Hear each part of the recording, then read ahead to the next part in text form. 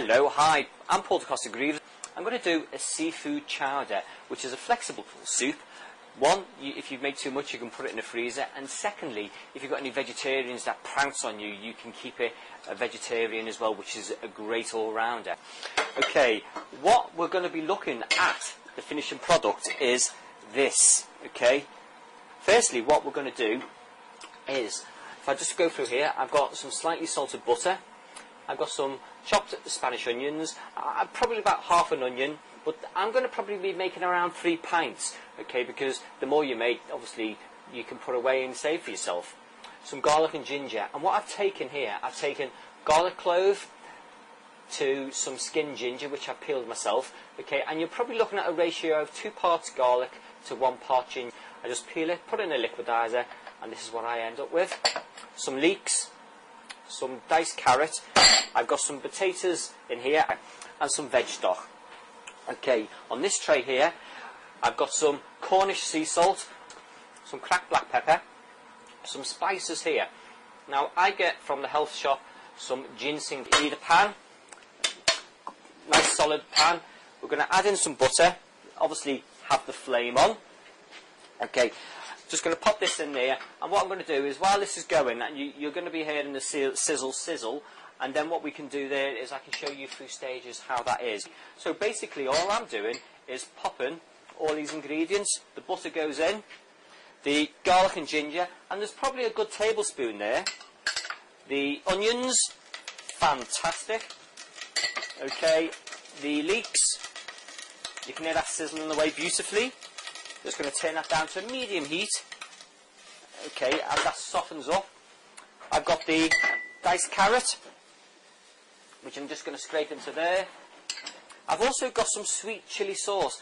Now, this is optional, but I like that little bit of kick, you know, at the back of the gob, where it just finishes that off really beautifully, for me anyway. The chilli, that's going to go in now. And then what I've got here, I've got some of the diced potatoes, and I'm just going to drain them off. Okay. This is what I've got. I've got all those ingredients, so it comes together beautifully.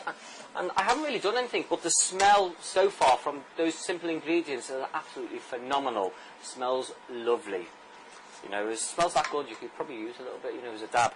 But it's, I'm going to put that back on there to soften, okay? Right.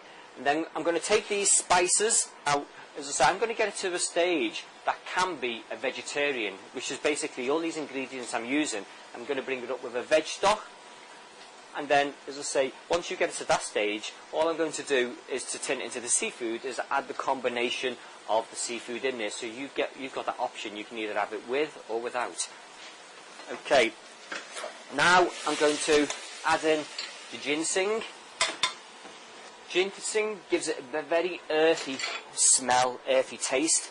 The nasi goreng, again, I'm going to put about 2 pinches, which is about 2 tablespoonfuls.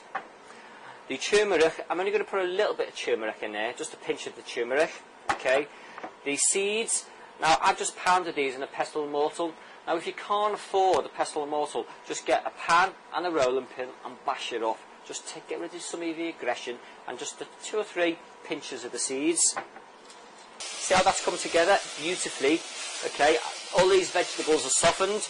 And then, now what I'm going to do with there, I'm just going to turn that down to a very low heat, and I'm going to pop in, I've got some white wine, okay, just half a cupful, okay, sizzle, and I'm going to roughly put in about 3 pints of water.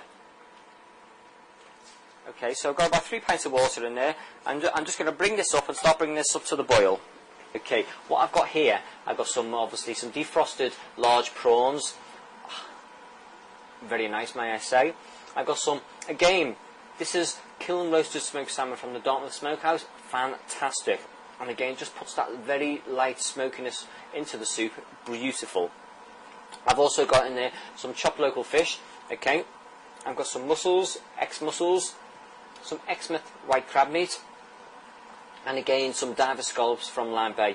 Now what I'm going to be doing with the scallops is, these are all chopped up, and I tend to just peel off the coral, get rid of the sac end, and get rid of the mussel, and just chop them up. So they're still quite large and quite, you know, meaty within texture. So when you actually incorporate them into the soup, they're so delicate, they're just going to come together wonderfully. So each mouthful is certainly a pleasure. I've probably got here a good teaspoon, which I'm probably going to be using, okay, which is vegetable paste.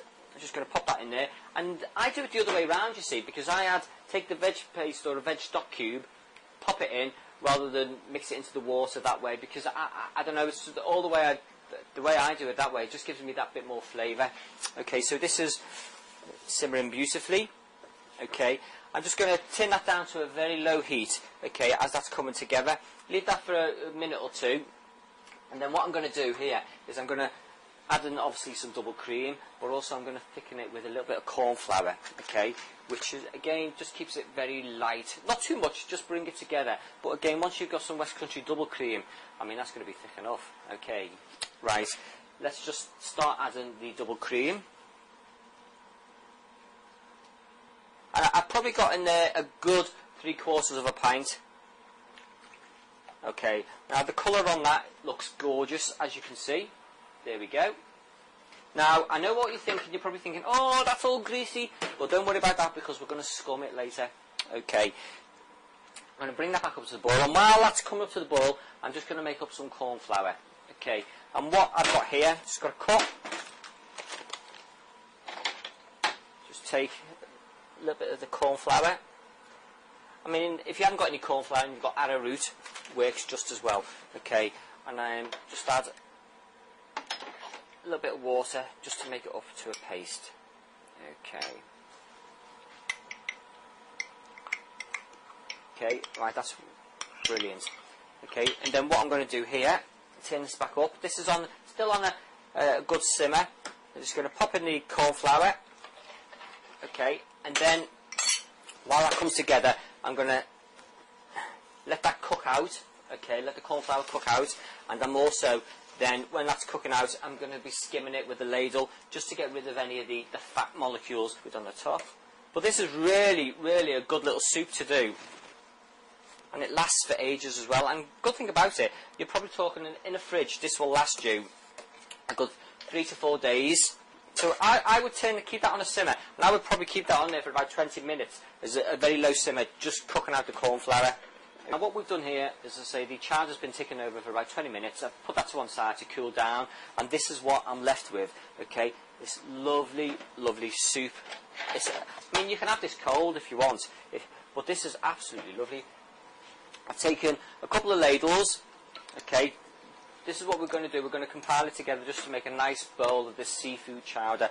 And like I said, if you're talking vegetarian, it's already done here for you. All you would need to do is pop in a couple of pinches of the chopped herbs, okay, and then, because we're going to take it a stage further and we're going to use the seafood, what we're going to do is we're going to pop all these in together. So I'm going to put half the prawns in, I'm going to put in obviously the smoked salmon, the mussels, lovely, the Exmouth crab, fantastic, the da-costa-greaves, don't be shy, and again this chopped white fish, perfect. Okay, this is a meal in itself. Now what we've got here is the garlic bread, which I've done. I'm just going to pop those on a tray. This is, I'll tell you what, this is really, really quickly. Pop that under, okay, and then what we're going to do is just going to pop this back onto the heat, okay, and let this come together. You can add a little bit more water in if you think it's too thick, or you can add a little drop of wine in. I often add a little bit of drop of wine, actually, just to give it a bit more flexibility, because, you know, the wine doesn't actually cook out. It just gives it that little hint as well, which is fantastic. Okay, so while that's coming together, I've got my garlic bread underneath there. Okay, this is the soup. Look at that, absolutely lovely. Okay, just going to pop in a little bit of the garlic bread. Okay, fantastic. Oh, lovely. Well, I'm just going to pop in a little bit more cracked black pepper and some more of the Cornish sea salt. Okay, I've gone for a little bowl. You don't need to be as polite. You can go for the big bowl if you wish. Okay, so let's just have a little go on this.